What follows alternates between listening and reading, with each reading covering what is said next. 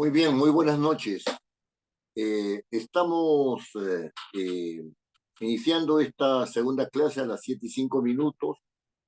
Eh, ya los demás ingresarán eh, cuando lo que estimen conveniente. Y vamos a empezar esta clase haciendo una síntesis de lo que se vertió en la clase anterior, ¿verdad? Con algunos accidentes de carácter técnico. En la clase anterior tratamos acerca del problema de la redacción visto desde el punto de vista de la comunicación. La primera afirmación que hicimos fue la afirmación de que los textos son actos comunicativos, ¿no? Estos actos comunicativos, eh, estos actos comunicativos son actos que están eh, puntualizados en un texto, ¿verdad? Entonces, esos actos que están puntualizados en un texto, ¿no? Son resultado de toda una elaboración en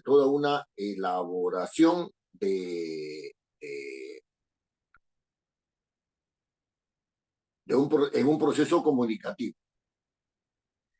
Este proceso comunicativo, ¿no? Es un proceso que, por un lado, tiene que ver con el emisor y el receptor, porque el emisor y el receptor están relacionados por medio de un mensaje. Y ese mensaje es una muestra de que la relación entre el emisor y el receptor se ha dado en base a un producto comunicativo que nosotros llamamos mensaje. Ese producto comunicativo que nosotros llamamos mensaje, ¿no? Es un producto de un proceso de elaboración. Este proceso de elaboración parte del hecho de conocer un código, y el hecho de conocer un código significa, ¿no?, que este código tiene que ser utilizado, tiene que ser conocido. Por un lado, hay elementos, ¿no?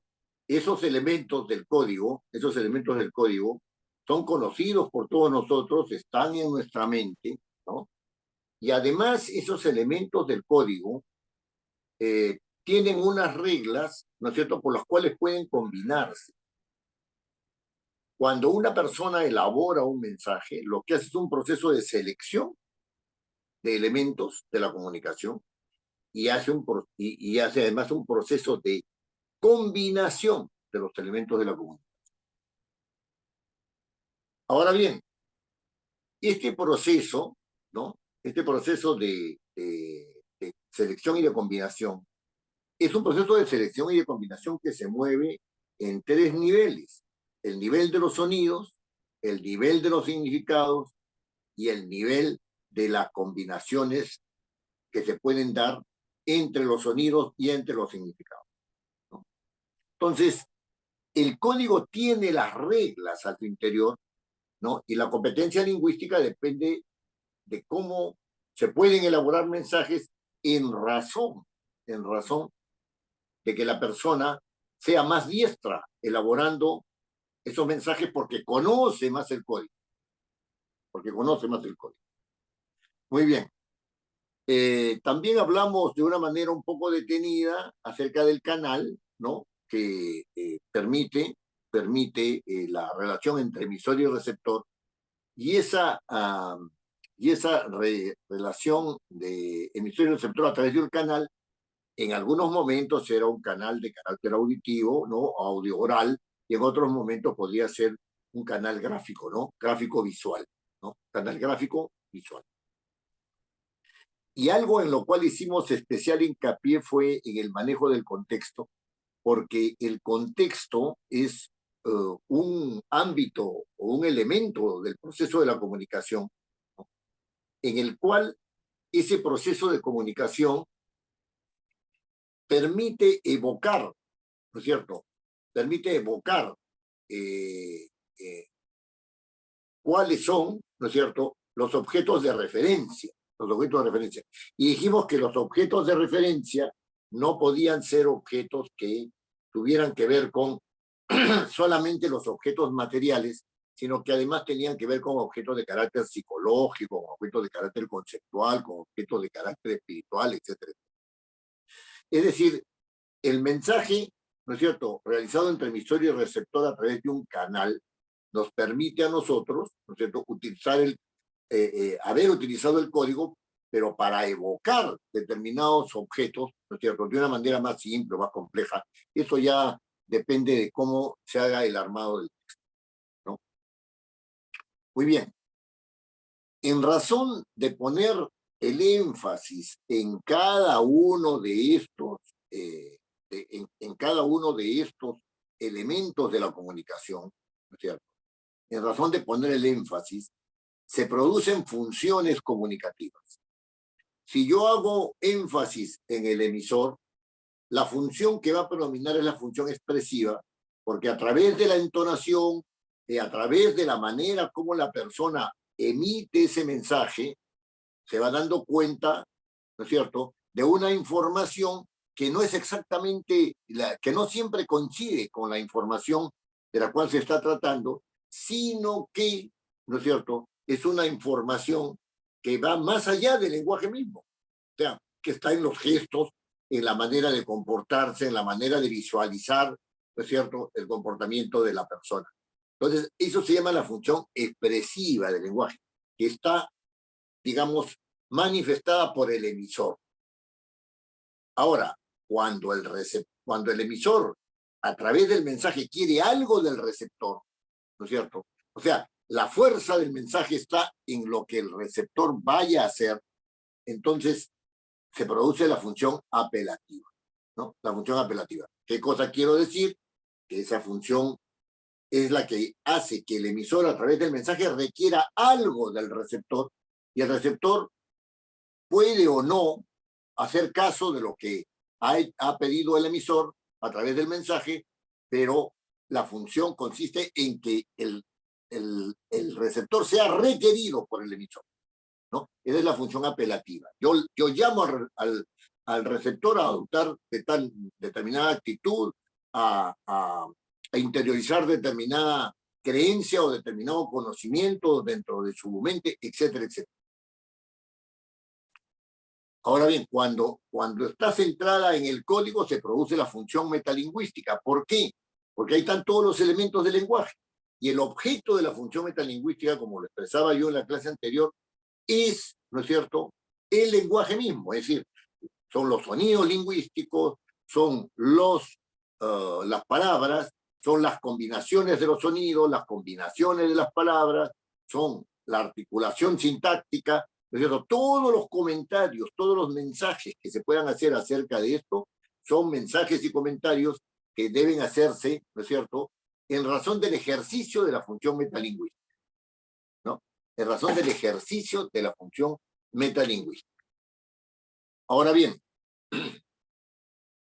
cuando el énfasis está puesto, cuando el énfasis del mensaje está puesto en los objetos del contexto, se produce la función referencial. Yo hago referencia a.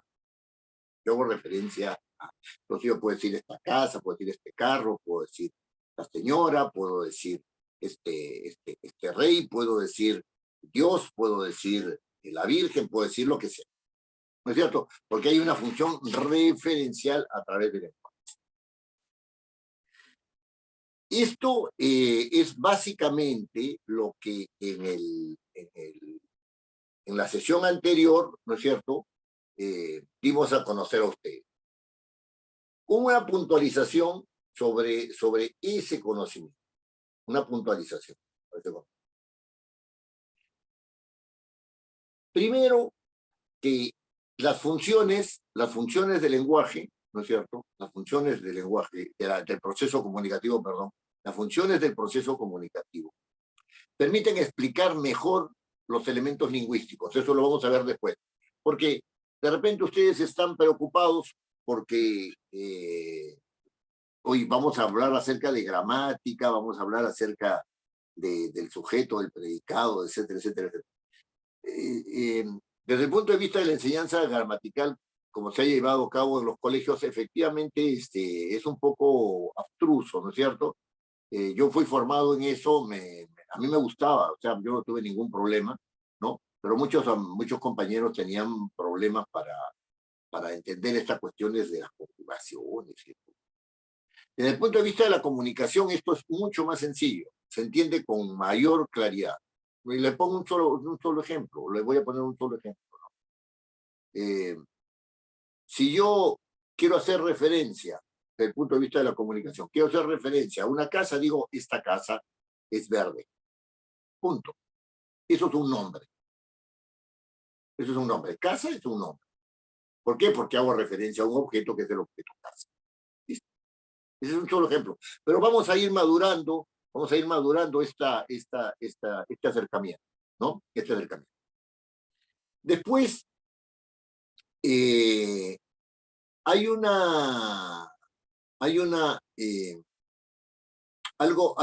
algo que también es importante recalcar.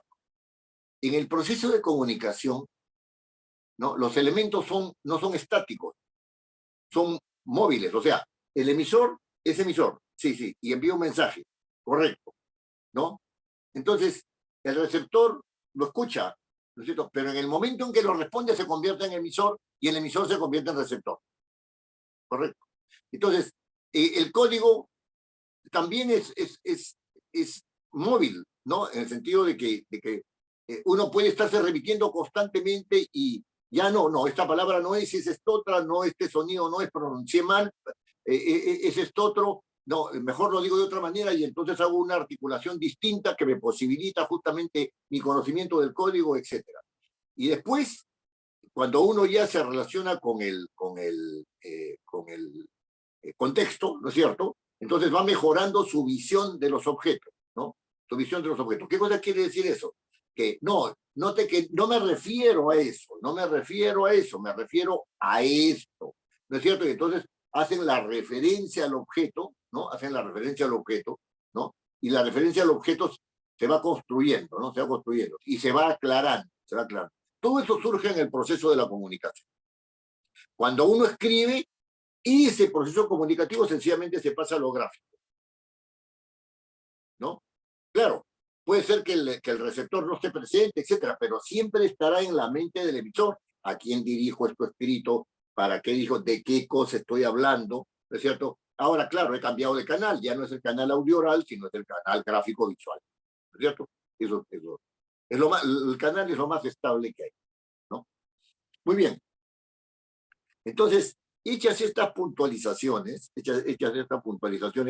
voy a dedicar la clase de hoy a hablar acerca de la redacción y de las características de la redacción. Para la próxima clase, ¿no? Para la próxima clase, ustedes, que será el día miércoles, ustedes tendrán que haberme remitido, ¿no? Por su WhatsApp personal, esto no es por el WhatsApp del grupo, sino por el WhatsApp personal, tendrían que haberme remitido, ¿no? El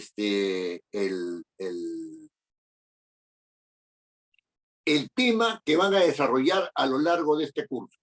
Es decir, ustedes tienen que tener un tema y tienen que redactar algo sobre ese tema. Pero solamente me van a enviar el tema, no me expliquen nada. No me expliquen nada. Y me lo envían a su WhatsApp personal. Yo voy a estar atento y le voy a decir recibido, ¿no? Y me envían su tema. ¿Por qué? Porque a partir de la clase de hoy y de la siguiente clase, vamos a empezar el trabajo de redacción. Ya no esta teoría, estas dos primeras clases que vienen así, de esta manera, digamos, sentando los criterios básicos de qué cosa es la redacción, sino vamos a aplicar esos criterios, ¿ya? Vamos a aplicar esos instrumentos a la redacción. Y entonces ustedes me tienen que enviar a mí, a mí, pero por sus WhatsApp personales, ¿no es cierto?, los temas que van a desarrollar, ¿ya? Es decir, yo voy a hablar acerca de la función de la ANA. Ya, perfecto. ¿Tú de qué vas a hablar? Sobre las relaciones laborales. ¿Tú sobre qué vas a hablar? Sobre pero no van a hablar, ¿no? Sino se van a desarrollar un tema, es decir, sobre qué vas a escribir, sería correcto, sería correcta la enunciación. Muy bien. Entonces, esto es muy importante, ¿no?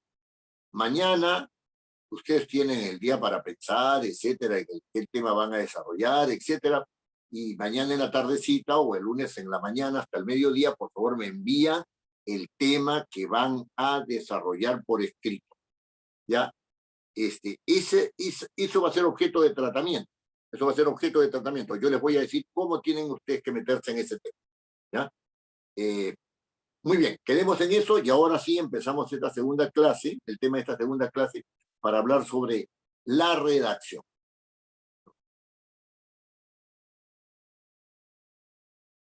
Cuando uno se plantea un tema, ¿no? Lo primero que tiene que hacer es preguntarse, ¿no? Preguntarse, ¿no? ¿Qué es redactar?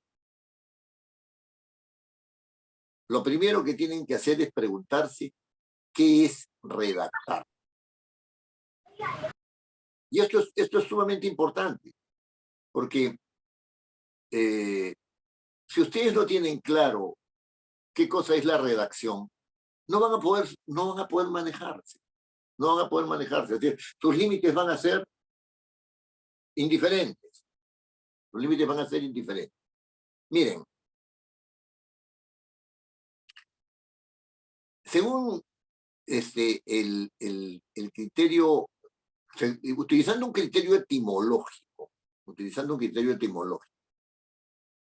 la palabra texto significa tejido, ¿no? Y como la experiencia del tejido nos enseña, se trata de un entrelazamiento que da lugar a un producto determinado. Y hay varios tipos de tejidos, pero todos implican un entrelazamiento de las hebras. Este sentido etimológico de la palabra texto, ¿no? Es muy interesante porque la producción en la redacción, es decir, llevar adelante un texto quiere decir que existe un proceso de entrelazamiento de varios saberes, Redactar, ¿no? Es un proceso. El texto es solamente un producto. Y en ese proceso se van entrelazando muchos saberes. El saber lingüístico es solamente uno de esos saberes. El saber lingüístico es solo uno de esos saberes. Pongan atención en esto, ¿eh? Miren, yo puedo saber qué significa la palabra tal. Puedo saber exactamente cómo se escribe. Puedo saber cómo combinarla. Puedo saber cómo construir a partir de ella otros digamos, un inicio de interrelación textual, ¿no? A través de esa palabra, ¿no? Pero si sé esas reglas, si sé cómo se hace, la pregunta es, ¿qué voy a decir? Y entonces no puedo utilizar los elementos lingüísticos si es que no conozco algo de lo cual voy a hablar. Por eso les decía a usted, perdón, por eso les decía a ustedes, ¿no? Que me den el título del tema para mañana o pasado, hasta el mediodía, el título del tema que van a desarrollar, porque yo quiero saber qué cosas saben ustedes de ese tema. Y cuando hablamos de múltiples saberes, ¿no es cierto? Hablamos de, ya, yo conozco el tema, vamos a suponer que se trata del tema, de un tema de zoología, ¿ya? De zoología, ¿no? Un tema que está fuera de nuestro ámbito común, ¿no? Zoología. Y entonces, yo voy a hablar acerca de los jaguares. Ese es mi tema. Los jaguares en África. La pregunta es, ¿qué sabes de los jaguares en África? ¿De qué quieres hablar acerca de los jaguares en África? ¿Has estado en África? ¿Sabes la diferencia entre un jaguar y un león, un jaguar y un tigre? ¿No? Hay jaguares en África, ¿no? Entonces, uno cree que tiene una idea clara. Les cuento una experiencia propia, ¿no? Yo había terminado mis estudios en la universidad y seguramente habría leído algún libro muy motivador sobre las cuestiones del quechua, ¿no? Y le dije a un profesor que yo iba a hacer una tesis sobre el quechua, ¿no? Y el profesor me dijo una sola pregunta: ¿hablas quechua o no? No, entonces no puedes hacer una tesis sobre. Hay condiciones para manejar los temas. Yo puedo imaginarme un tema, un tema me gusta, pero ¿cuál es mi saber sobre ese tema? ¿Cuál es mi saber sobre ese tema? ¿No? Vamos a suponer que a alguien se le ocurra hacer un trabajo sobre la situación política del Perú. Entonces yo voy a hablar sobre la situación política del Perú. Ah, qué bien. Bien. Vamos, es un tema interesante, está de moda, vamos. Y entonces de repente dice, ¿de qué vas a hablar? De que los congresistas son unos incompetentes, de que el presidente debe irse, de que ¿quieres? Multitud de temas, que no hay partidos políticos, que sí, el presidente del Consejo de Ministros es una persona intemperante, o si no, desde el punto de vista que está bien que lo haga así porque el Parlamento es muy fastidioso, lo que fuere, ¿no? Entonces, ¿cómo vas a enfocar el tema? ¿No? Si quieres escribir un libro de 500 páginas, no es lo mismo que escribir, cosa que se les va a pedir en este curso, que escriban un trabajo de 3 o 4 páginas, ¿no? Y por eso se le está pidiendo el tema que quieren. Pero yo quiero saber cómo están focalizando ese tema. Focalizando el tema. Y eso es muy importante, porque la función referencial, de la cual ya hablábamos en la clase anterior, ¿no? Es una función de inicio. ¿A qué me voy a referir? Es la primera pregunta. Esa de qué voy a hablar es a qué me voy a referir. ¿Cuál va a ser mi objeto de referencia? Y sobre eso hay múltiples saberes. La redacción es una confluencia de múltiples saberes. Incluso tiene que ver con los saberes sobre sí mismo, sobre uno mismo. Yo puedo tocar un tema que me es desagradable y tengo que hacerlo. Tengo que tocar un tema que me es agradable y tengo que hacerlo. Tengo que tocar un tema que me es indiferente y tengo que hacerlo. Tengo que tocar un tema que me da miedo, ¿no es cierto? Tengo que tocar un tema que me alegra sobremanera. Tengo que tocar un tema que me abstrae sobremanera, ya no me ocupo de otra cosa, etcétera, etcétera. O sea, eso también tiene que ver con la redacción. O sea que ahí hay múltiples saberes. Nosotros estamos haciendo hincapié en el saber lingüístico, pero eso no quiere decir que los otros saberes no estén presentes. Sí están presentes. Entonces, cuando se habla del entramado, cuando se habla del entretejido que supone, ¿no es cierto?, del entretejido que supone la redacción, ¿no es cierto?, uno está acudiendo a esos múltiples saberes a través del lenguaje. A través del lenguaje, ¿no? Entonces, ese es un punto, ¿no? Ese es un punto que hay que tener claro para entender la redacción. para entender la redacción. No es que yo me coloco frente a mi carpeta, mi escritorio, o lo que fuere, ¿no? Y empiezo a escribir. No, no, no, no. Yo empiezo a verter a través de la escritura múltiples saberes. Múltiples saberes. No, 2, 3, 4, 5 maneras de conocer las cosas. Y de ahí tengo que focalizar. Y de ahí tengo que focalizar. ¿No es cierto?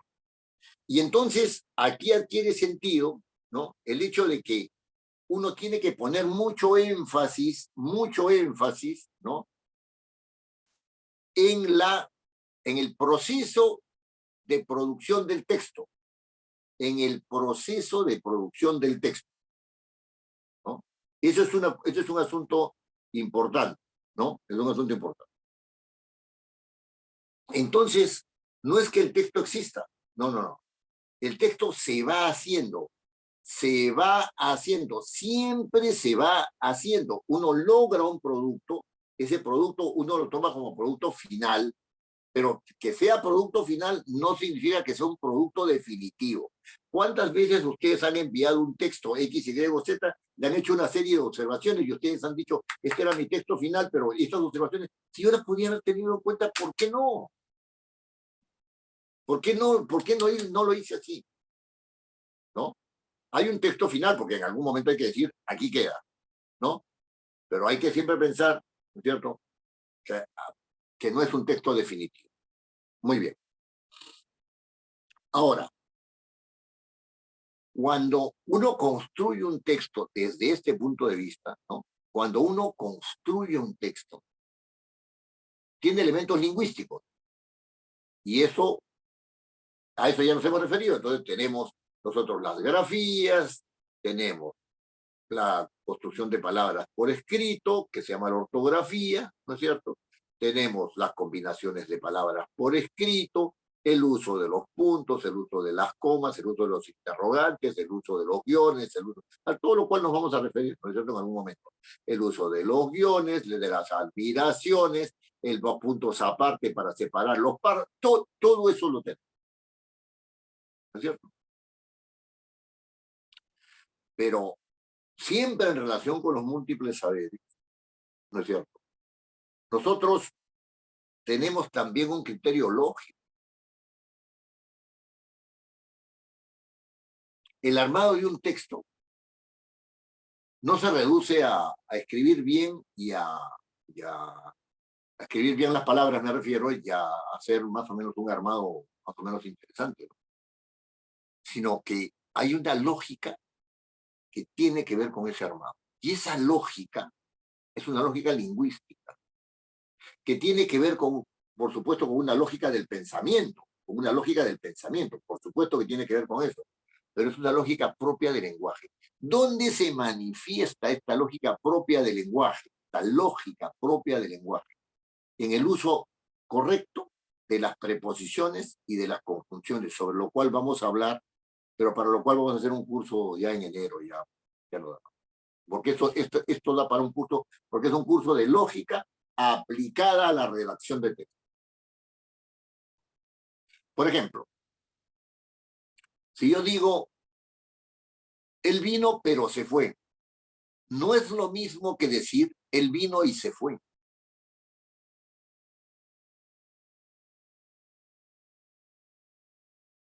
Por ejemplo, aunque tú no lo quisieras, eso va a ser así. ¿Qué lógica hay ahí? La lógica de que algo se realice independientemente de la voluntad del oyente.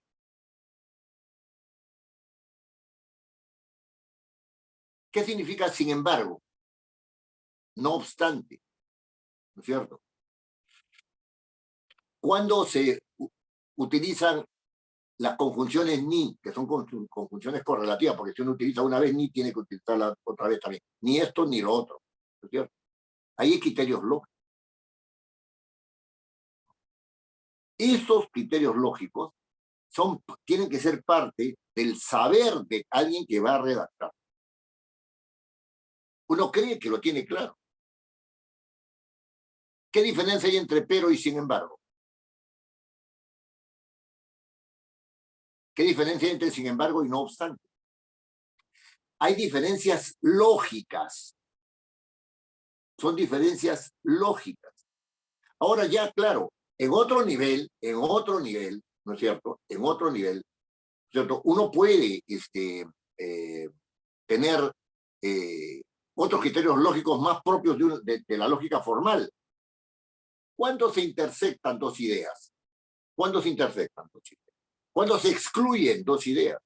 ¿Cuándo se puede sacar una conclusión de una idea? Yo, si tengo una idea particular, no puedo sacar una conclusión general. ¿No es cierto? Eso también tiene que ver con el texto. O sea que ya tenemos dos elementos que son importantes. El elemento lingüístico, que está en el código, y el elemento lógico, que también está en el código. También está en el código. El código lingüístico no es un código solamente de elementos lingüísticos, es un código también de carácter lógico. Si no hubiera este código de carácter lógico, las preposiciones y las conjunciones serían innecesarias. Y los criterios lógicos que les he dado solamente como un inicio, ¿no? Tampoco serían necesarios. Hablamos de lo mismo, nomás sin ninguna lógica. No, eso es imposible. Se tiene que hablar con una lógica determinada. Y además de esto, hay un elemento cultural que también está en el código. Y cuando me refiero a un elemento cultural que también está en el código, no estoy diciendo, ¿no es cierto?, que hay bastantes conocimientos almacenados en la mente de una persona, lo cual está muy bien, ¿no? Que tengan muchos conocimientos, ¿no? Lo importante es digerirlos. Sino que también existe una cultura de la cual participa el hablante, de la cual participa el escribiente, ¿no? De la cual participa el escribiente. Es decir, pongamos el siguiente caso. Pongamos el siguiente caso. Un caso, por ejemplo, que es vamos a poner un caso que es raspante, ¿no es cierto? Raspante, ¿no? O sea, es que digamos, en el argot se diría que a uno lo pone en cierto modo incómodo si es que no lo ha pensado, ¿no? Los LGTB, el derecho de los LGTB.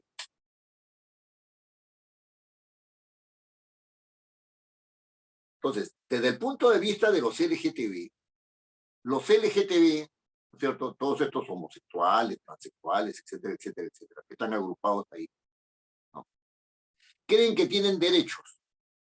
Ese pensamiento, esa creencia de tener derechos, esa creencia de tener derechos, los lleva a ellos a tomar determinadas actitudes y de tener determinadas valoraciones sobre las personas con las cuales se relacionan y que no son LGTB y de repente no les interesa meterse ni siquiera en ese problema. Los heterosexuales, ¿no es cierto? Los heterosexuales, o sea, las parejas hombre-mujer, ¿no es cierto?, tienen una actitud también frente a los heterosexuales. Y aquellos que tienen parientes que son homosexuales, etcétera, etcétera, tienen una actitud distinta, ¿no es cierto? Porque en su mente tratan de crear una representación, es decir, un pensamiento, tratan de crear un pensamiento que permita establecer un equilibrio entre estas dos posibilidades. Pero los LGTB tienen su manera de pensar el sexo, vamos a decirlo así, ¿no? Los heterosexuales la suya, y los que están en el medio por estas internaciones buscan una forma de entender ese fenómeno, a pesar de que no sean heterosexuales y que no sean pues unos homosexuales o LGTBs, digamos, de hecho, ¿no? Entonces, esa manera de concebir el tratamiento es una manera cultural. Hay una cultura. Entonces, la cultura se entiende como una manera de mirar el mundo. Y hay diversas maneras de mirar el mundo. ¿No es cierto? Ayer escuchando una conferencia del Dalai Lama decía, yo como budista no puedo pretender ser universal, ¿no? Porque yo, como los budistas, no podemos hacer a todo el mundo budista, los cristianos no pueden hacer el mundo cristiano, los islámicos no pueden creer que el Islam va a dominar todo el mundo, etcétera. Eso es imposible. Esa manera de mirar el mundo, ¿no es cierto? Esa manera de mirar el mundo, ¿no? Supone de que hay un respeto entre las religiones. Sin embargo, hay otras religiones como el Islam, o como ciertos sectores del cristianismo, ¿no es cierto?, que dicen que no. Alá es Alá y Mahoma es su profeta, y entonces, y el Señor Jesucristo es el único y no hay otro. Son visiones culturales. Son visiones culturales. Esas visiones culturales están dentro del código. Internalizan el código, permeabilizan el código. Y lo que demuestra de que permeabilizan el código es que sus mensajes van en el sentido de cómo ellos conciben la relación con lo sagrado, ¿no? Con el mundo sagrado religioso, ¿no? Entonces, esa es una representación, ¿no es cierto?, que va a permear el código. Son diversas representaciones, cada uno permeará el código según su perspectiva, pero llevan a determinadas actitudes, ¿no? ¿Cuáles son las actitudes? Pobrecitos, se van a condenar, los otros, no, hay que salvarlos a todos, ¿no es cierto? Los otros, a mí qué me importa si no es de una religión o de otro, con tal de que sea una muy buena persona, que tenga un corazón cálido, ¿no es cierto? Etcétera, etcétera, etcétera, ¿no? Llevan a esas actitudes. Esas actitudes también están dentro del código. Claro que esas actitudes surgen de valoraciones. Aquel que valora más, digamos, la unidad interconfesional, o sea, que todas las religiones tienen más o menos la misma finalidad, ¿no es cierto? O tienen la misma base, ¿no? Y aquel que dice que las religiones, todas las otras son religiones que no son verdaderas, ¿no es cierto? Porque hay un único Dios y ahí nomás vamos sobre ese punto. Los demás son infieles, como dirían los maometanos, ¿no es cierto? Entonces, va a llevar a actitudes totalmente distintas. ¿Por qué? Porque la valoración es distinta. Y eso también está en el código, ¿no? No sé si les conté en la clase anterior, pero en todo caso voy a volver a repetir ese ejemplo. Porque la señora Hildebrand excusó al señor Torres Lara de haber insultado a otras personas diciendo que en el diccionario la palabra, disculpen, estamos en una clase, ¿no? La palabra cojudo significa varón. Y sin embargo la señora Hildebrand, ¿no es cierto?, no se dio cuenta, no quiso darse cuenta o no sabía que la palabra varón tiene que la palabra cojudo tiene un valor negativo en el Perú. Si alguien se dice cojudo, quiere que es un tonto, un idiota, un pelafustán o lo que fuera. ¿Cierto? Entonces, tenía un valor. Estaba metido dentro de esa palabra cuando salía con un valor determinado. Cuando una persona le dicen burro, por ignorante, tiene un valor negativo. Cuando le dicen que es brillante, por inteligente, tiene un valor positivo. Esa palabra. Eso también está en el código, ¿no? Entonces, desde el punto de vista del proceso de la comunicación, uno no puede creer, o sea, que solamente el texto es neutro. No existe texto neutro. No existe texto neutro. Existe un texto, ¿no es cierto?, que es fruto de múltiples saberes donde hay elementos culturales que son de la representación en base a los cuales se generan actitudes y valoraciones, ¿cierto? Ese mundo también está en el código. La gramática, como entendida como ese conjunto de reglas que rigen el lenguaje, ¿no?, desde el punto de vista de la comunicación, desde el punto de vista de la comunicación, está revestida por representaciones, por valores y por actitudes.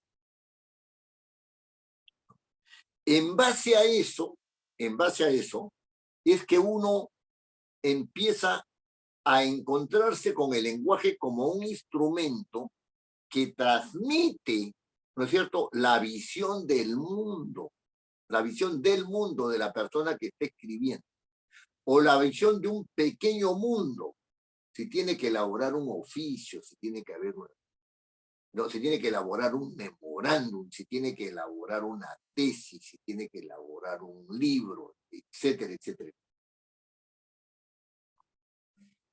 Este proceso, ¿no es cierto?, es un proceso que va conjugando esos múltiples saberes. No puedo poner esta palabra porque esta palabra la puede entender como un insulto. La cambio.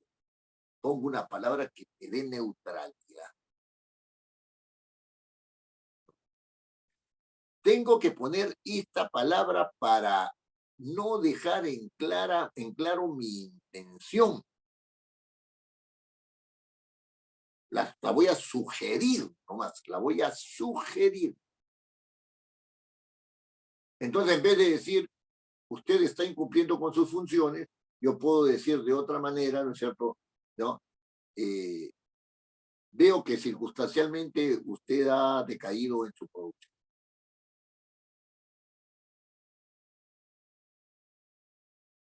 ¿No? Entonces, eso es algo que hay que tener siempre muy en cuenta. Existe un emisor, sí. Existe un receptor, sí. Existe un mensaje. Ese mensaje ha sido resultado de un código, pero ese código no está constituido solamente por sonidos, palabras, combinaciones de palabras, oraciones, combinaciones de oraciones, etcétera, etcétera, sino que está también dando información sobre cómo me represento yo esa parte del mundo de la cual estamos nosotros escribiendo o hablando, qué actitud tengo frente a ella y cuáles son las valoraciones que tengo, ¿no es cierto?, respecto a eso en relación con el receptor. Muy importante desde el punto de vista de la comunicación. Ahora bien, cuando uno redacta, ¿no es cierto?, cuando uno redacta, se dice que está realizando este entramado. Este entramado, ¿no es cierto? Estoy regresando al punto, ¿no? O sea, este entramado, ¿no es cierto?, está sujeto a representaciones, valoraciones, actitudes, etcétera, ¿no?, a utilización del código lingüístico, etcétera, etcétera, etcétera. Lo que tiene que quedar bien claro es que el código lingüístico tiene un carácter instrumental. No es una finalidad en sí misma. El código, hacer un texto es para algo. Para algo. El texto sirve como instrumento para algo. ¿Cierto? Para obtener una finalidad. Puede ser dar información, para suscitar actitudes en la otra persona, para establecer contactos, etcétera, etcétera, etcétera. Desde el punto de vista de la comunicación, ¿no es cierto?, en la utilización del lenguaje tiene un carácter instrumental. Instrumental. Muy bien. Ahora,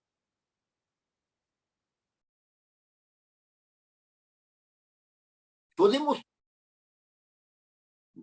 decir, por ejemplo, que el lenguaje, que el texto escrito, ¿no es cierto?, o sea, que los mensajes escritos tienen que tener claridad. ¿Qué significa que un texto escrito, ¿no es cierto?, sea claro?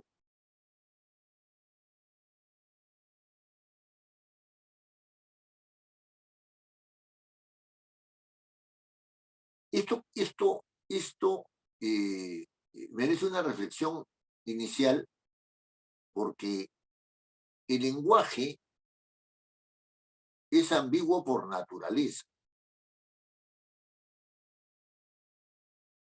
No hay lenguaje de precisión exacta. Eso lo vamos a ver en esta misma clase. ¿Qué significa que no existe lenguaje preciso? ¿No? ¿Qué significa que el lenguaje es ambiguo? Significa que cada vez que nos enfrentamos a un texto, lo tenemos que interpretar. Y cuando una persona dice, esto es lo que ha dicho, aquí está claramente establecido que dijo eso, está haciendo una apreciación de lo dicho. Y está afirmando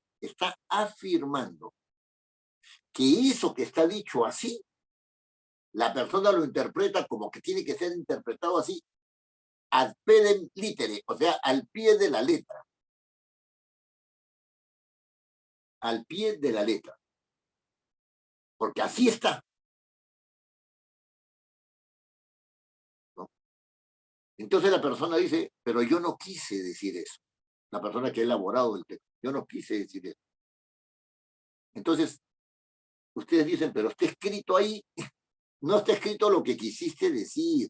Está escrito lo que está en el texto. Lo que quisiste decir se ha quedado en ti mismo. ¿Se dan cuenta? Entonces, cuando hablamos de la claridad, lo que estamos haciendo es, desde el punto de vista de quien lee un texto, tratando de buscar el significado del texto. Eso quiere decir que una cosa es decir y otra cosa es significar.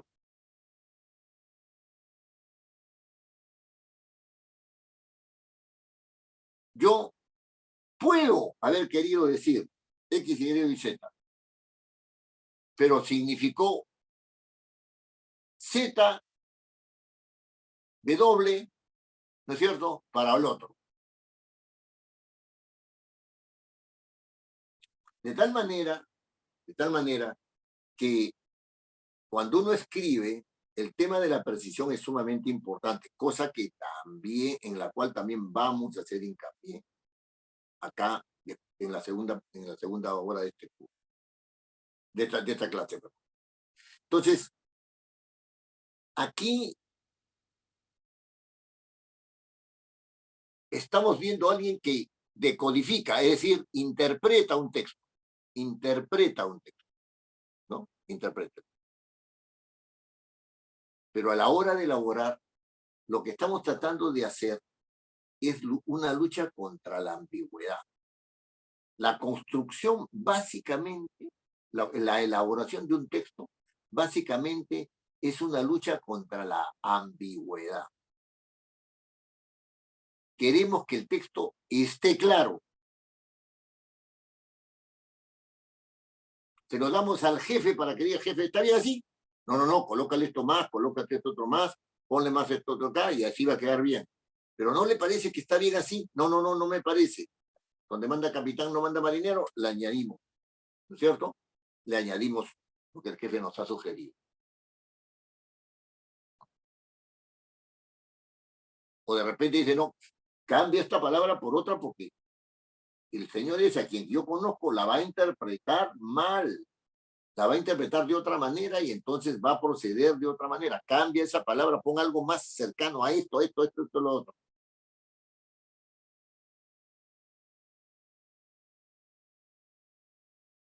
La producción de un texto, ¿no? No depende de una sola persona. No depende de una sola persona. Ese punto, ¿no es cierto?, es un punto que es importante tenerlo en cuenta, porque cuando uno redacta un texto, ¿no?, para enviarlo requiere consultarlo. Generalmente es así. Oye, ¿qué te parece esto? No, cuidado con esto, lo otro está muy bien, envíalo así nomás como está. rara vez redactar es un trabajo de una sola persona. Uno puede individualmente armar un texto. Si se hace responsable de ese texto, porque le toca hacerse responsable de ese texto, ¿no? Lo firma y lo entrega como suyo. Pero lo ideal siempre es consultar a un interlocutor válido. Y el interlocutor válido, en razón de sus conocimientos y de lo que puede hacer las observaciones que la persona tomará en cuenta o no tomará. Cuando yo elaboro un texto propio, tengo 3 o 4 interlocutores a los cuales les envío. Mis libros, por ejemplo, han sido revisados. Entonces, por lo menos en algunas partes, han sido revisados. Entonces, y yo por supuesto agradezco, ¿no? Pero eso lo hago porque cuando uno se convierte en el interlocutor de sí mismo, generalmente tiende a autovalorarse positivamente. Y esto ya está bien así como yo lo he hecho. Pero no se da cuenta de que en el proceso de comunicación hay otra persona que lo va a leer que no soy yo. Que no soy yo. Y eso es importante siempre tenerlo. No se puede consultar a cualquiera. Tiene que ser un interlocutor válido, un interlocutor que sepa de lo que se está hablando, un interlocutor que tenga confianza, porque a uno también le pueden sugerir para tergiversar el texto. Se puede sugerir cambios para tergiversar el texto. Bien, en este punto vamos a hacer un pequeño intermedio, ¿no? Y vamos a hablar de las características de la redacción después de ese intermedio. ¿Ya? Me van a disculpar un momentito, voy a apagar y regreso en 5 minutos.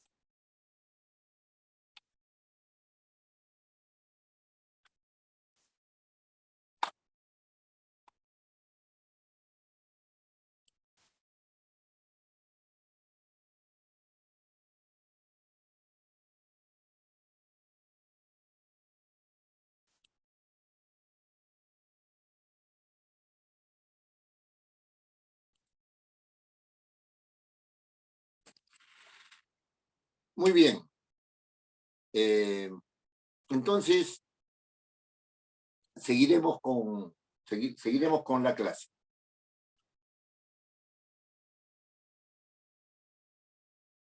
Estas características de la redacción tienen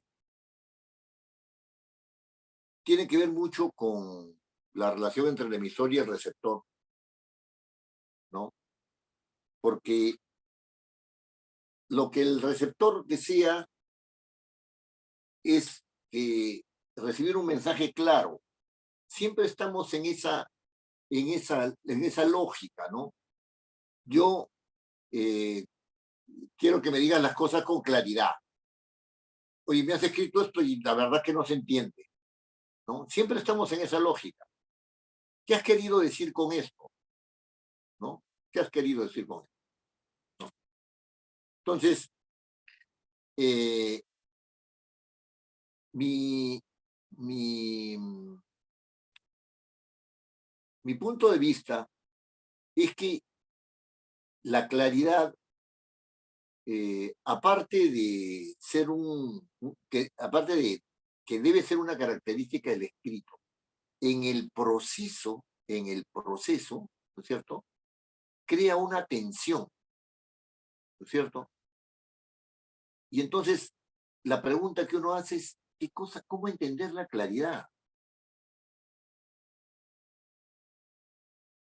¿Cómo entender la claridad? ¿Cuándo un texto es claro? ¿No? Y entonces, uno va construyendo su texto y está tratando constantemente de que quien vaya a recibir ese texto, o sea, el receptor del mensaje, lo entienda con la menor dificultad. La claridad es algo que se consigue y que requiere un trabajo, que requiere un proceso para conseguir la claridad del texto. Y si tuviéramos que definirla de alguna manera, ¿no? Podríamos definirla como aquella característica que se ha logrado como resultado del proceso, ¿no es cierto? Que hace que el texto se entienda con la menor dificultad. Con la menor dificultad.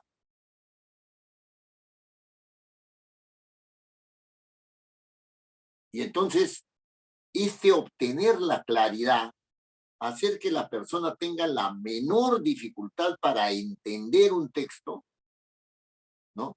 Supone que en ese proceso de escritura, en este proceso de armado del texto, ¿no? Se han realizado esfuerzos, ¿no es cierto?, por lograr la claridad. Uno de esos esfuerzos es evitar las incoherencias.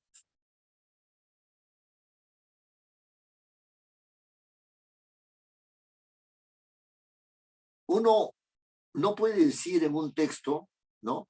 Le hacemos una invitación para pasado mañana y lo esperamos el día de hoy. La invitación para pasado mañana tiene que esperarlo pasado mañana, no el día de hoy. Eso sería una incoherencia.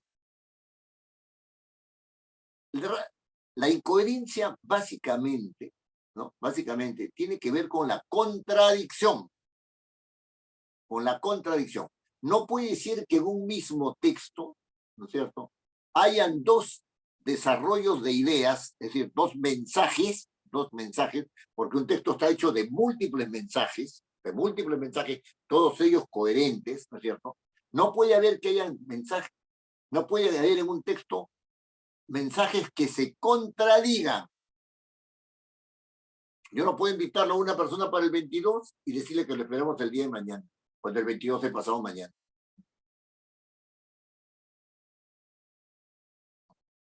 Eso es contradictorio, ¿no? Ahora, ningún texto, ¿no es cierto?, que esté bien escrito debe admitir la contradicción. O sea, debe dejar en el mismo texto que el mensaje se contradiga, ¿no? Ahora bien, es posible, ¿no es cierto?, que cuando una persona está argumentando, esto es en el tema de la argumentación, que cuando una persona está argumentando, ¿no?, es posible que plantee dos posiciones contradictorias. Está bien. Si plantea dos posiciones contradictorias, ¿por qué está bien? Porque está planteando dos posiciones contradictorias con miras a dejarlas claras. Existen estas dos posiciones y son contradictorias, son excluyentes. Pero también puede plantear esas dos contradicciones, esa contradicción, perdón, esas dos posiciones contradictorias para después adoptar una tercera posición que intente solucionarla. Esta de acá no es viable por tal cosa, por lo tanto se debe adoptar esta posición. Esta es la decisión que yo establezco, después de haber dado una serie de argumentos. Entonces, cuando se dice que un texto no puede poseer contradicciones, lo que se está diciendo es que esas contradicciones no permitan que el mensaje llegue en un sentido. Oye, pero tú me estás diciendo que haga dos cosas que son excluyentes. ¿Qué pasa? Tú me estás poniendo por escrito esto. Si afirmas primero esto y lo otro, ¿yo qué actitud puedo tomar respecto a esto si son contradictorias? ¿No? Pero si tú me estás ilustrando, me estás diciendo ahí esta posición y ahí esta posición respecto de un problema X, ¿no es cierto? Esta posición, ¿no es cierto? Y yo sugiero que esta posición se tome por esta razón, esto es diferente. Eso es diferente.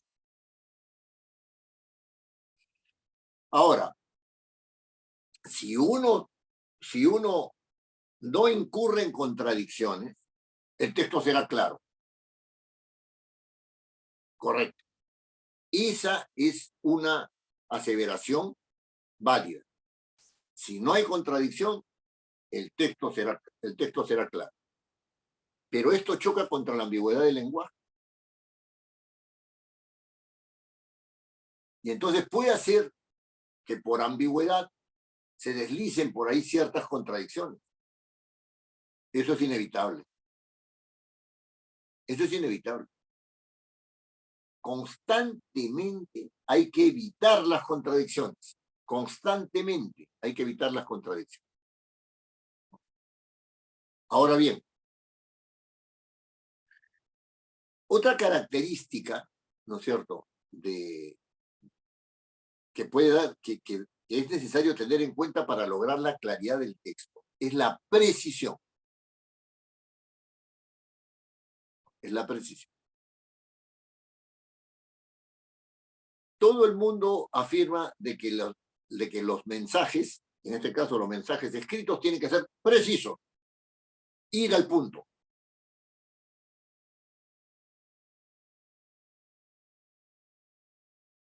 Muy bien.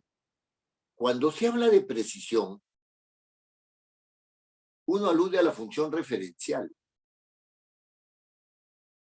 Es decir, tiene que evocarse de una Capacidad de manera, síntesis de palabras. sí, tiene que evocarse el objeto de una manera tal, ¿no?, que sea lo más preciso posible. Y cuando estoy hablando de preciso posible, es porque no hay precisión total. Uno frente al objeto se va acercando al objeto. Una vez una amiga mía me pidió que hiciera un proyecto de ley sobre las ONGs, ¿no? Y bueno, quedamos en que sí, que se lo iba a hacer. Lo que más me costó fue lograr esta característica de precisión. ¿Qué aspecto de las ONGs era el que ella quería que se tocara en ese proyecto de ley? El proyecto de ley es un texto, había que redactarlo, ¿no? ¿Cuál es el preciso? y después ver qué mecanismos, ¿no es cierto?, legales, porque era un proyecto de ley, podían hacer posible lo que ella me había solicitado. Este es un problema de precisión. Si uno no tiene claro cuál es el objeto de referencia, ¿no? El objeto de referencia, lo que se quiere evocar, ¿no es cierto? Lo que se quiere, que puede ser bueno, malo, dañino, doloroso, alegre, etcétera, etcétera, etcétera. Tiene todas esas modalidades. Si uno no tiene claro el objeto de la referencia, ¿cierto? Entonces, es imposible ir ahondando de manera tal que uno logre la mayor precisión posible. Vamos a hablar sobre política para tomar el ejemplo de hace un momento. ¿Qué vas a hablar de política? La política es un concepto tan amplio y te puede llevar a ámbitos de referencia múltiples ámbitos de referencia. Desde hacer una reforma del Estado hasta optar por la democracia o por la dictadura. Y dentro de eso todavía tienes que precisar más. Tienes una sociedad democrática, sí, de libre mercado, de libre opinión, de libre opinión. Quieres ser una dictadura, sí, pero yo quiero una dictadura solamente por 20 años y después ya se arregla todo esto. Estás precisando lo que te refieres. ¿Te das cuenta? A este señor hay que sancionarlo porque ha cometido actos administrativos violatorios de normas laborales. Ya, pero ¿cómo demuestras? Eso es parte, ¿no es cierto?, de la... Entonces tienes que tener este documento, tienes que anexarlo al escrito. Vamos a presentar este proyecto. ¿Ya dónde está el estudio de factibilidad, el estudio de mercado? ¿Dónde está? Y esos van en anexos. Y eso es parte también del texto. La precisión es algo que también se logra, ¿no es cierto? Y que nunca es total. Pero cuanto más preciso el mensaje, sea complejo o sea simple, va a ser más claro. O sea, tenemos dos características. Es decir, el mensaje será claro si es que no hay contradicciones en el mensaje y si es que es lo más preciso posible. El otro principio, digamos, de la otra característica que debe tener la redacción es la precisión. Perdón, discúlpeme, es la concisión. Evidentemente, hay textos que requieren de menos palabras y hay textos que requieren de más palabras. Si uno está argumentando, tiene que abundar en argumentos. Abundar en argumentos. Si uno está dando una orden, sencillamente da la orden y punto.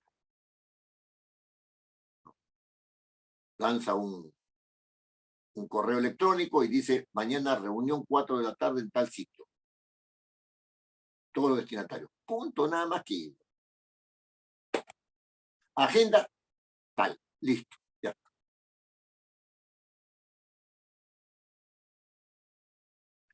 Entonces, cuando se habla de precisión, de concisión, perdón, cuando se habla de concisión, lo que se está queriendo decir no es que se utilicen menos palabras o más palabras. Es decir, no está diciendo que si utilizan más palabras, menos palabras va a ser más claro, y si utilizan más palabras va a ser más oscuro. No hay forma de demostrar eso.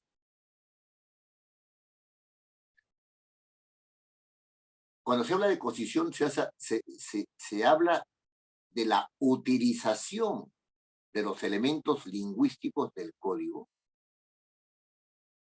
que son necesarios y suficientes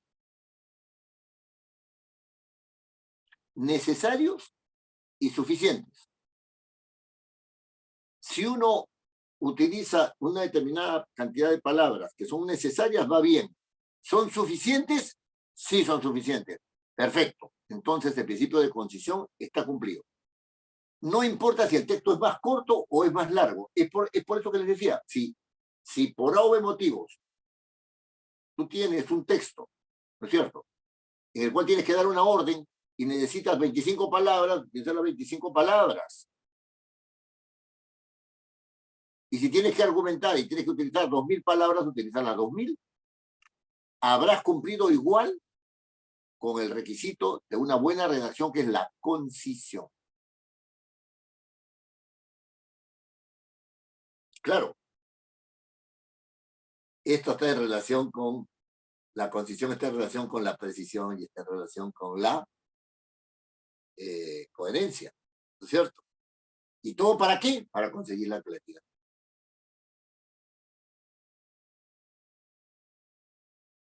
Un literato, por ejemplo, escribe, ¿no?, 100 años de soledad de García Márquez,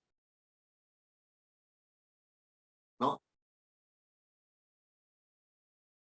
Y entonces, frente al pelotón de fusilamiento, estaba el señor Aureliano Buendía, etcétera, etcétera, etcétera, y en el transcurso de que lo fusilan, él se pone a pensar en un montón de cosas y a recordar, etcétera, etcétera, y pasa con una velocidad increíble, ¿no es cierto? Y describe García Márquez cómo llegaban ahí los vendedores a un pueblo, ¿cierto?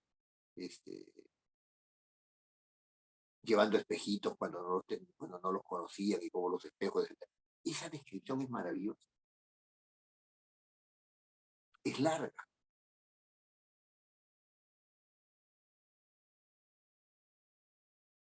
Vargas Llosa también tiene esa característica descriptiva.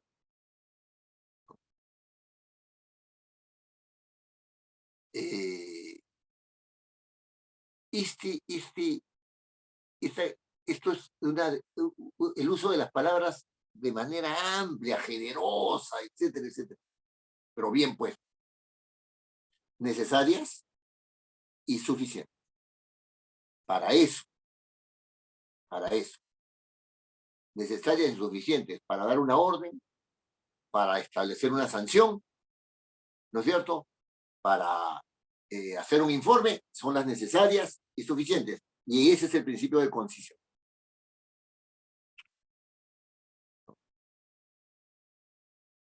Después tenemos otra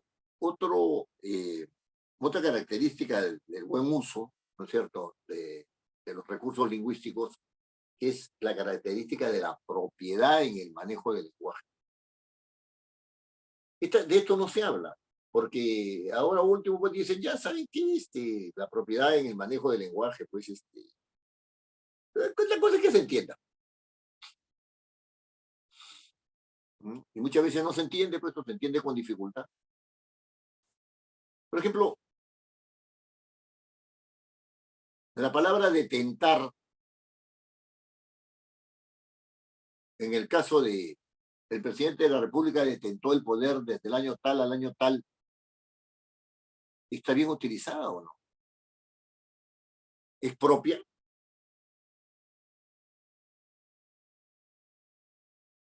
Depende. Si detentar el poder, ¿no es cierto?, como presidente de la República, etcétera, se ha hecho por la vía de la fuerza, por una vía no legal, por una vía no democrática, no se ha hecho por la vía de las elecciones, sí se detenta el poder.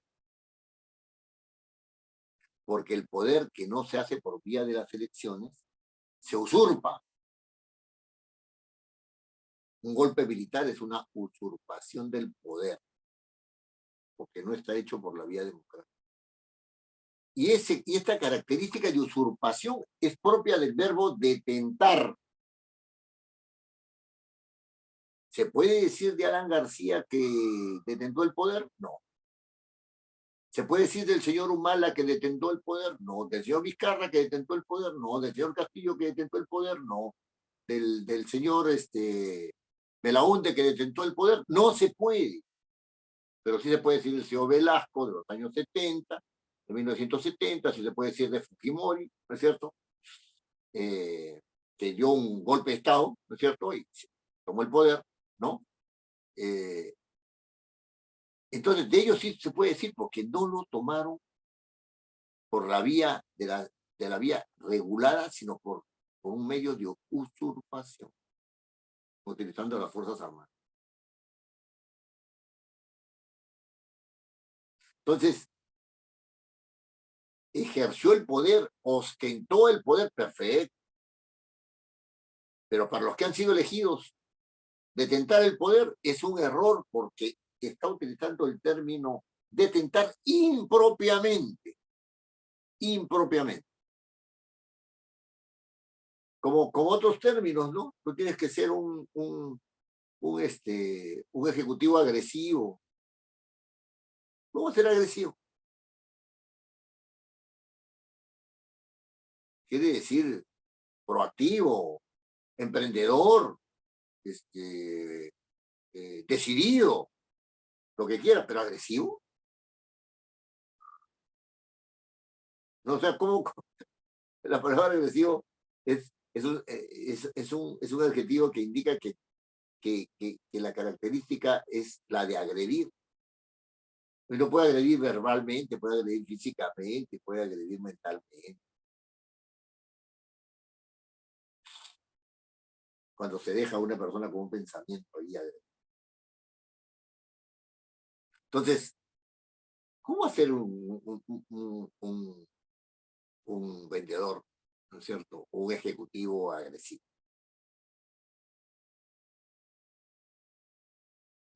Ahí hay un uso impropio. También hay uso impropio cuando se dice esto es bien caro. ¿Eh? Se utiliza, ¿no? Pero es impropio, pues, ¿no? Pero es impropio. Es muy caro. Es sumamente caro. Es impropio. Entonces, ¿cómo es que una persona, ¿no? Se percata de la propiedad del significado de un término determinado? Entonces, en mucho ayuda a encontrar la propiedad del uso, el diccionario de la Real Academia. En mucho ayuda. Entonces, hay que, si uno tiene duda y dice, esto estará bien, se va uno al diccionario y el diccionario dice, está allá, entonces estoy bien. ¿No? Y así como hay impropiedad en el uso de términos que son básicamente sustantivos, que es lo que he dado yo nombres, hay impropiedad también en el uso de los relacionadores, de las conjunciones y de las preposiciones. Hay mucha impropiedad en eso. Y hay mucha impropiedad en eso porque cada vez más los jóvenes, ¿no? Están utilizando el lenguaje no como un medio de aprendizaje, no como un medio de comunicación, sino como un medio de contacto. Como un medio de contacto. Es decir, ya pues, ¿me entendiste, no? Ya, entonces eso es.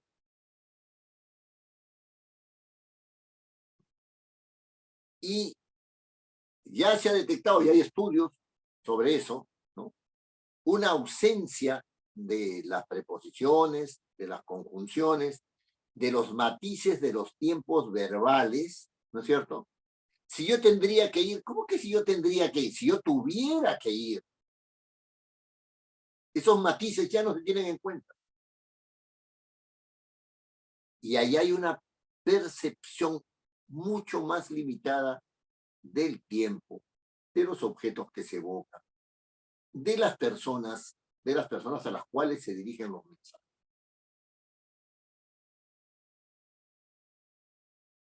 Entonces, estos son puntos que de alguna manera vamos a tocar ahora, pero bueno, que si se refieren a cuestiones de propiedad lógica, ya es materia de otro punto.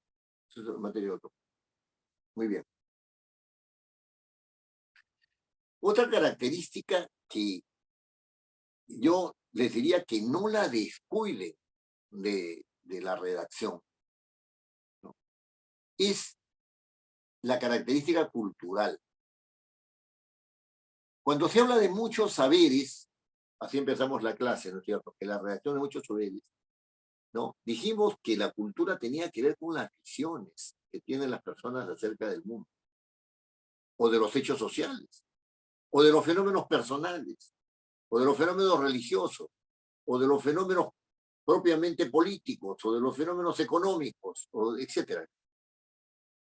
Y eso pertenece a un mundo cultural. La cultura es una conciencia, es una manera de mirar el mundo, ¿no es cierto?, que puede ser más apropiada o menos apropiada dependiendo de la profundidad de los enfoques.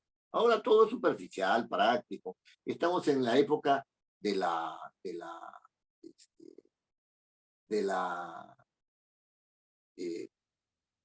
cultura de lo práctico, ¿no? Hay que ser práctico, como si lo práctico fuera necesariamente preciso, como si lo práctico fuera necesariamente adecuado. Nada es preciso ni adecuado si es que antes no se ha reflexionado. Si no se tienen reflexionados esos múltiples saberes, ¿no? Esos múltiples saberes. Si no se tienen madurados esos múltiples saberes. Entonces, este aspecto cultural es sumamente importante. Voy a poner otro ejemplo. Voy a poner otro.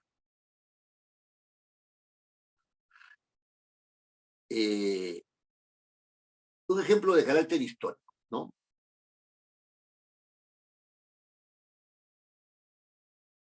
En Grecia y también en Roma, ¿no es cierto?, en la época romana, ¿no?, existían las bacanales. ¿Qué son las bacanales? Eran momentos que coincidían con un cambio, ¿no es cierto?, de estaciones, y tenían que ver con los solsticios y con los equinoccios, no sé exactamente con cuál de ellos, ¿no? Y entonces ahí la Tierra, ¿no es cierto?, entraba en una, me refiero a la tierra cultivable, ¿no? Entraba en un centro de cultivo, etcétera. O sea, de fertilización, ¿no? Y esa fertilización era compartida también por la fertilización sexual humana, ¿no? Entonces se producían las bacanales, ¿no?, lo que ahora se llaman orgías. Pero las orgías son meramente sexuales, no tienen que ver nada con la visión del universo, con una dimensión sagrada de la sexualidad, etc. Bueno, parte de eso ha dado lugar pues a las fiestas carnavalescas, ¿no? Y ahora, ¿no es cierto?, culturalmente, ¿no?, los carnavales, respecto a los carnavales se adoptan dos posiciones. La posición de los moralistas que dicen que es una cuestión diabólica, que no sé cuántos, que por aquí, que por allá. Y aquellos que van y dicen, no, los carnavales son necesarios, ahí uno disfruta mucho, etc. No tiene que ver nada con la concepción histórica de los tiempos de Grecia y de Roma, ¿cierto?, donde las relaciones sexuales indiscriminadas y en grupo y en masa, ¿no es cierto?, tenían que ver con la fertilidad de la tierra, ¿no es cierto?, con el mismo proceso que sufría la tierra. Es decir, el hombre y la tierra eran cósmicamente lo mismo a través de la relación de la fecundación de la tierra y de la fecundación del ser humano. No tiene nada que ver. Históricamente son dos visiones distintas. Pero si nos citamos en esta visión de ahora, no tiene que ver nada. Salvo los hechos, no tiene que ver nada con. Entonces el carnaval de Brasil es una bacanal. La palabra bacanal, ¿no es cierto?, en nuestro medio culturalmente tiene una visión, tiene una valoración negativa. Y las actitudes de las personas religiosas no pueden consentir que exista eso. No pueden consentir. ¿No es cierto? Es inmoral, ¿no? Hacer una cosa así. En consecuencia, las actitudes y las valoraciones serán distintas.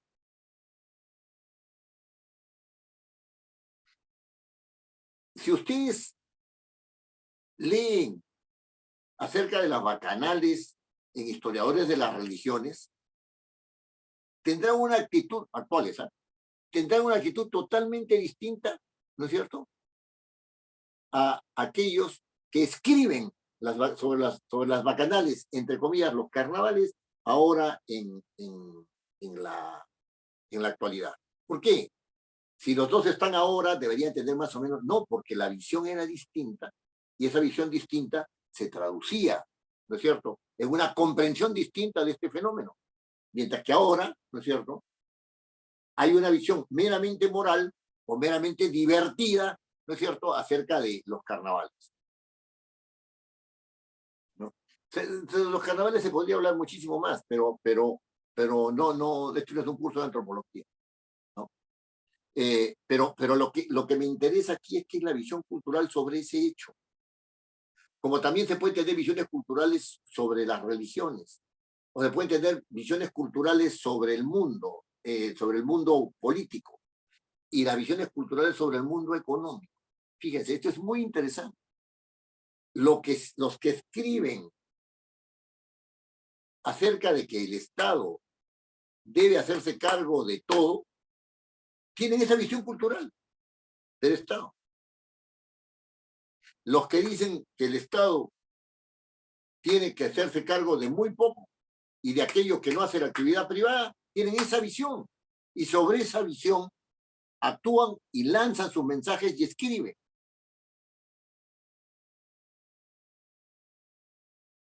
El señor Castilla, que ha sido un exministro de Economía, ¿no?, considera sumamente peligroso, ¿no?, que el Congreso tenga derecho a iniciativa de gasto. Los congresistas no manejan plata, ¿no? Entonces, con la iniciativa de gasto significa que ellos pueden modificar el presupuesto. ¿Por qué? Porque el señor Castilla piensa de que los privados son los que son el motor de la economía y que el Estado tiene que tener entonces, como el Congreso es parte del Estado, entonces no puede pues interferir en eso. Sin embargo, aquellos que han aprobado creen que el Estado tiene que ver algo en eso, y es una visión cultural distinta de la economía. Ahora ya no, la cuestión de las actitudes supone opciones, eso ya es otro tema, ¿no? Yo tengo una actitud positiva frente a esto, el otro tiene otra actitud positiva frente a lo otro, etcétera. Bueno, ahí esas son las actitudes que se derivan pues de tener una visión determinada, ¿no es cierto?, de un hecho, en este caso, por ejemplo, económico. Muy bien, entonces, si yo tengo que sintetizar lo que he dicho esta noche, ¿no?, hasta aquí, lo que tengo que decir es lo siguiente. Primero, cuando hablamos de redacción, estamos en un proceso comunicativo. Segundo, en ese proceso comunicativo se elaboran mensajes en razón del uso de los elementos y de las reglas de combinación que están en el código. Tercero, esas reglas de combinación, esos procesos de selección y de combinación que están en el código, ¿no es cierto?, están en el código. Que uno el código lo tiene aquí en la mente, ¿eh? No está por ahí flotando, no, lo tiene aquí en la mente, ¿no? Esas reglas de selección y de combinación no son solamente lingüísticas, sino que son sociales y culturales. Suponen representaciones de toda la realidad o de parte de la realidad, suponen actitudes y suponen valoraciones también. Y esas reglas están internalizadas dentro del código que está en nuestra mente. Lo cuarto que tengo que decir es que el redactar, o sea, utilizar eso para el código escrito, para utilizar eso como un código escrito, ¿no es cierto?, para elaborar mensajes escritos, es un acto complejo de múltiples saberes. No es solamente conociendo el lenguaje, o sea, los elementos del lenguaje, cómo se combinan, etcétera, etcétera, que nosotros vamos a redactar bien. No, tenemos que conocer el mundo lógico y el mundo cultural. Y el mundo lógico tiene que ver con el armado, ¿no es cierto?, en base a criterios que están expresados en las preposiciones y en las conjunciones fundamentalmente. No solamente en ellas, sino fundamentalmente en ellas, en las preposiciones y en las conjunciones. Ahora, el quinto punto es que no es posible, ¿no es cierto?, armar un texto si es que no hay un trabajo, un proceso de armado textual. Ese proceso de armado textual no solamente supone los múltiples saberes, ¿no es cierto?, en tu armazón, sino que además supone la búsqueda de la claridad en la redacción. La claridad es algo que se logra. Un séptimo punto es el siguiente. Si la claridad se logra, el proceso de armado del texto, ¿no?, que supone estos elementos lingüísticos, que supone estos elementos lógicos y los elementos culturales, ¿no es cierto? Si la claridad se logra, ¿no es cierto?, bajo esos supuestos, entonces tiene que haber, no pueden haber en el texto incoherencias, no puede haber en el texto imprecisiones, no puede haber en el texto multitud de palabras innecesarias, no puede haber impropiedad en el manejo del texto, y tiene que haber un mundo cultural que sustente, ¿no es cierto?, el tratamiento del tema. Y este conjunto de conocimientos, este conjunto de instrumentos, ¿no?, es el que hace, ¿no?, que se logre un texto que sea recibido con la menor dificultad por el oyente. Y el oyente tendrá que ser, a su vez, el que responda con la menor dificultad en base a este proceso. Ahora, ya un poco fuera del dictado de esta clase, les diré que la producción de textos genera mucho conflicto interior en las personas. O sea, tengo que armar, no sé, o sea, ¿cómo lo hago? ¿Cómo lo pongo? ¿Cómo hago aquí? No sé, o sea, pero si está claro lo que estoy diciendo, ¿por qué me dice que no está claro? Etcétera, etcétera, etcétera, ¿no? O sea, para evitar eso hay que pensar mucho en que el producto es resultado de un proceso. Hay que fijarse más en el proceso que en el producto. El producto va a caer por su peso, por cómo se maneja el proceso. ¿Se dan cuenta? Entonces, miren, para la próxima clase, que es el miércoles, ¿no es cierto?, que es el miércoles, ustedes ya tienen que haberme enviado a través de sus WhatsApp personales, el tema que van a desarrollar. Porque lo que voy a hacer en la próxima clase es indicarles cómo se ingresa al tema, cómo se focaliza el tema y cuáles son los instrumentos para realizar bien esa focalización. Entonces, no olviden eso. La evaluación empieza con el envío de ese tema que ustedes quieren desarrollar. Con el envío de ese tema que ustedes quieren desarrollar. Yo voy a responder a cada uno en su WhatsApp personal diciéndole, esto pasa, hay que hacer esto, hay que hacer lo otro, hay que focalizar en este sentido, en el otro, etc. Y para eso vamos a dar unos instrumentos, ¿no es cierto?, en la próxima clase, ¿no es cierto?, que es la del día miércoles. ¿Ya? Cada uno aplicará a su tema lo que se diga en esa clase. Muy bien. ¿Hay alguna pregunta que deseen hacer?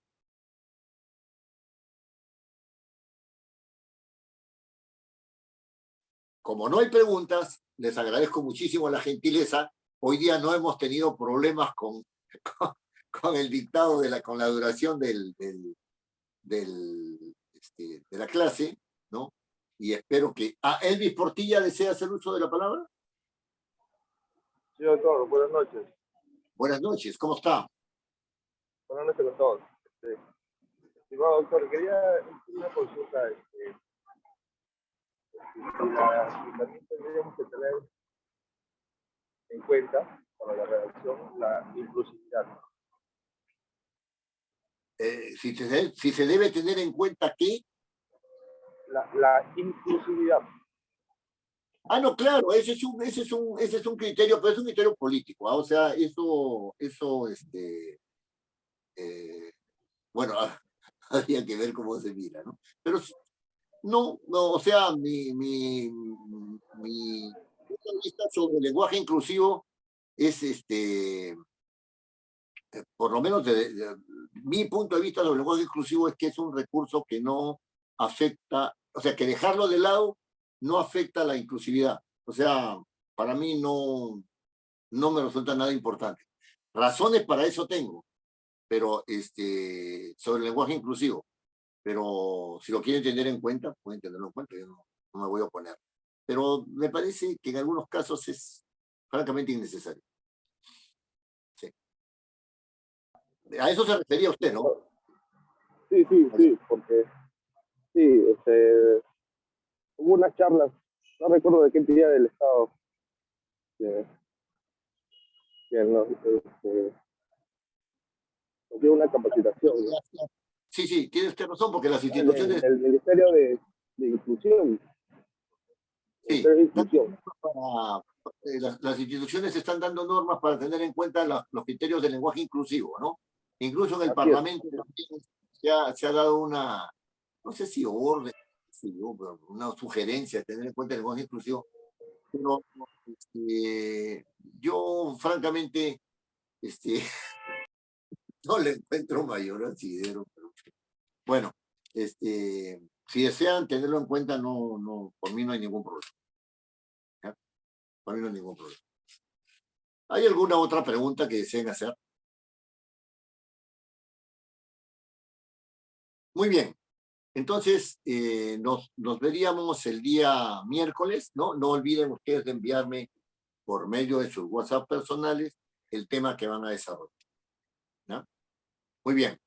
Muchas gracias. Buenas noches. Buenas noches, gracias todos. también. Buenas noches a todos, muchas gracias. Buenas noches, sí.